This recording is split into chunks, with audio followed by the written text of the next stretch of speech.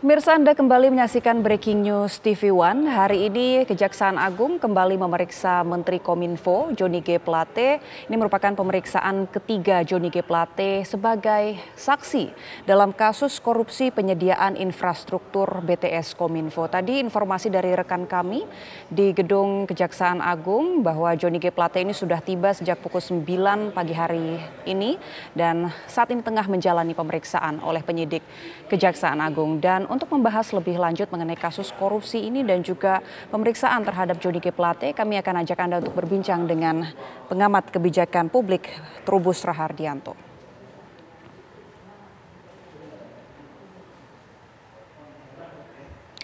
Selamat pagi Pak Trubus. Ya, selamat pagi Mbak. Sehat ya Pak? Alhamdulillah. Sehat, Alhamdulillah.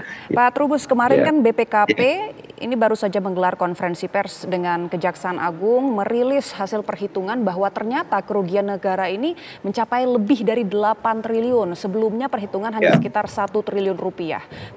Penilaian Bapak atau pandangan Bapak seperti apa? Iya, kalau melihat nilainya yang begitu besar, karena awalnya hanya 1 triliun, kemudian setelah dilakukan perhitungan menjadi 8 triliun kan publik melihat bahwa ini ada sesuatu yang luar biasa, di mana kemudian perilaku korupsi di situ ini atau penyimpangan yang dilakukan oleh aparat di dalam ini pegawai lah ya, pegawai ASN yang ada di Kominfo ini kan perlu diinvestigasi gitu, investigasi secara menyeluruh, karena kecurigaan publik selama ini kan seperti ada yang ditutup-tutupi gitu kan, jadinya tidak menunjukkan aspek transparansi. Nah, karena itu dengan adanya penilaian yang dilakukan oleh BPKP ini menunjukkan bahwa telah terjadi gitu kan, telah terjadi satu fenomena atau gejala adanya perilaku korupsi yang ada di dalam konteks itu infrastruktur BTS. Namun demikian ini kan masih merupakan indikasi, sehingga perlu satu penelitian atau investigasi yang lebih lanjut untuk memastikan kebenaran dari data yang disampaikan oleh BPKP, begitu Mbak. Baik, Pak Trubus, bicara soal kasus korupsinya Pak, ini kan ada markup nilai anggaran di sini, bahkan ada kajian akademik fiktif, tapi ini nampaknya juga bukan modus baru begitu ya Pak. Nah, sebenarnya apa yang menyebabkan modus-modus seperti ini terulang lagi Pak? Iya, kalau dari sisi kebijakan publik yang jelas ini memang lemahnya di dalam konteks pengawasan Mbak, sehingga perilaku ini berulang-ulang dan memang kalau lihat ya itu semua modus lah, mau bentuknya penggelembungan dana, anggaran dan sebagainya. Ini semua kan sebenarnya dari bentuk perilaku korupsi Mbak. Namun demikian memang kalau kita lihat apa yang dilakukan ini cukup terstruktur Mbak, struktur masif dan sistematis gitu ya, sehingga korupsi ini betul-betul melibatkan banyak pihak. Saya rasa ini karena begitu nilainya sangat fantastis sampai 8 triliun. Namun demikian tentu ini adanya perilaku penyimpangan lah paling tidak kalau yang diindikasikan oleh BPKP.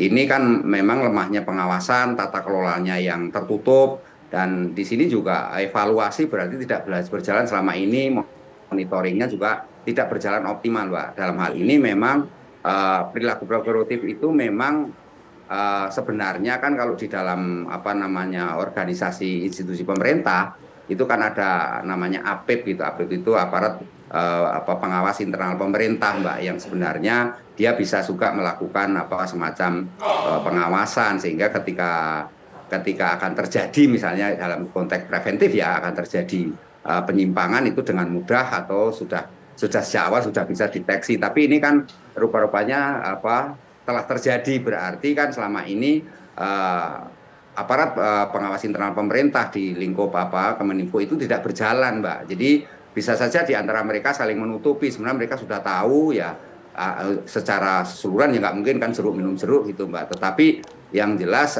mereka saling mengetahui. Saya duga ini satu fenomena perilaku penyimpangan dalam markup ini sudah terstruktur dan sudah direncanakan secara matang gitu Mbak. Baik Pak Trubus, tapi kalau bicara soal tadi yang Bapak sebutkan lemahnya pengawasan, untuk proyek sebesar ini memang seharusnya sudah menjadi tanggung jawab menteri untuk mengawasi ya Pak? Oh iya, kalau dalam Ini karena nilainya cukup besar ya, di atas 1 triliun otomatis menteri, Mbak, kalau sesuai dengan artinya ketentuan yang proses pengadaan pun seharusnya memang sudah diketahui menteri ya Pak? ya, ya diketahui paling tidak menteri sebagai atasan itu mendapatkan laporan, dan dalam hal ini menteri sebenarnya juga bisa melakukan intervensi di dalamnya, Mbak. Sehingga intervensinya tidak hanya dalam konteks apa semata-mata politik, tapi juga intervensi tentang mekanisme dan prosedur yang dilakukan gitu, Mbak. Sehingga dalam hal ini menurut saya apapun yang terjadi menteri tetap bertanggung jawab dalam konteks ini, dan dia harus tahu apapun yang, kalau misalnya mengatakan saya tidak tahu, ya itu malah justru akan timbul kecurigaan, apalagi kemudian nilainya sampai 8 triliun yang sebagaimana dilaporkan oleh BPKP itu, Mbak. Baik, ini kan nilai kerugian negara lebih dari 8 triliun rupiah, nilai yang sangat fantastis. Nah ini kan artinya markup-nya juga begitu tinggi ya Pak. Kira-kira celahnya di mana Pak dalam proses pengadaan ini? Iya, kalau celahnya itu biasanya mulai dari perencanaan, Mbak. Jadi perencanaan sudah ada deal-deal sampai kepada ini, Mbak, apa namanya, istilahnya lelang tendernya juga gitu, Mbak. Lelang tender itu juga sudah diatur sampai kepada ini apa implementasi di lapangan, pelaksanaannya di lapangan, dan sampai kepada tataran nanti ke ini, ke outputnya, hasil dari kebijakan itu. Nah, karena itu menurut saya ini begitu sistematis ya korupsinya ini atau penggelembungan dana ini, sehingga tentu ini sejak awal sudah ada satu political will, political will sampai kepada political action, di mana kemudian mekanisme yang ada itu sudah dirancang sedemikian rupa. Karena ini kan perencanaan yang cukup ini, Mbak, cukup bukan hanya matang, tapi betul-betul ini diperhitungkan secara ini detail gitu loh, Mbak. Dengan demikian